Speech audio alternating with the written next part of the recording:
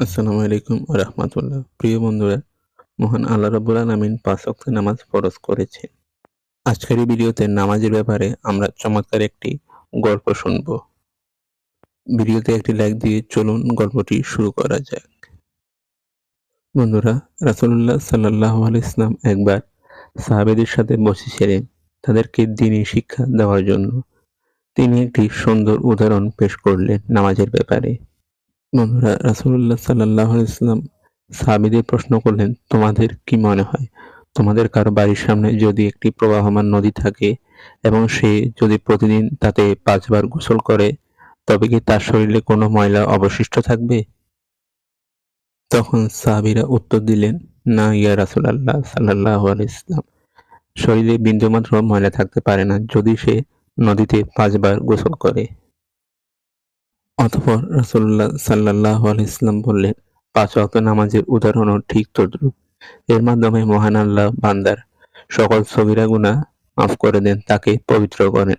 সহিহ বুখারী হাদিস নং ৫২৮ এবং সহিহ মুসলিম হাদিস নং ৬৬৭।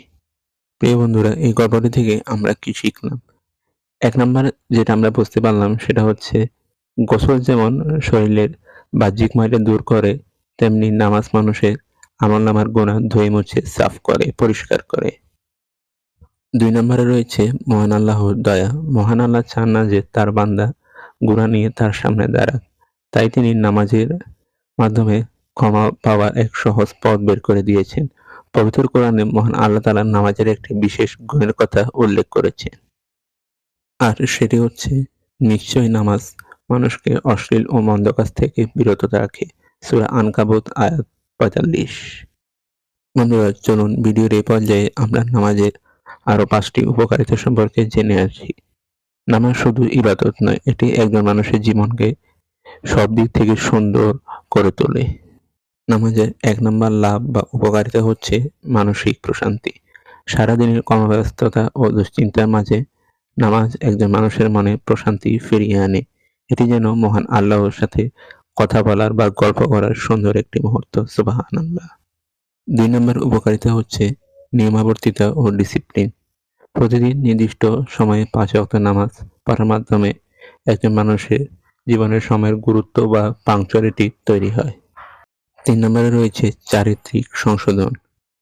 আমরা যদি নিয়মিত ও মন দিয়ে ৫ ওয়াক্ত নামাজ পড়ি, তবে আমাদের বিবেক আমাদেরকে খারাপ কাজ করা থেকে বাধা দিবে, মিথ্যা বলা থেকে বাধা দিবে। ৪ নম্বরে রয়েছে সামাজিক ঐক্য। মসজিদে গিয়ে জামাতে নামাজ পড়ার ফলে একে অপরের সাথে দেখা হয়, যা ভ্রাতৃত্ববোধ ও সামাজিক বন্ধনকে দৃঢ় করে। এখানে ধনী-গরিবের কোনো ভেদাভেদ থাকে না। বন্ধুরা, নামাজের ৫ নম্বর লাভ হচ্ছে শারীরিক সুস্থতা। নামাজের প্রতিটি রুকন যেমন রুকু, সেজদা শরীরের পেশি ও রক্ত সঞ্চালনের জন্য বেশ উপকারী। বিশেষ করে সেজদার সময় মস্তিষ্কে রক্ত সঞ্চালন বৃদ্ধি পায়। এতে শরীরের নানাবিধ উপকার হয়। বন্ধুরা, ভিডিওর এই পর্যায়ে আমরা নামাজের ব্যাপারে ২টি টিপস জেনে আসি চলুন।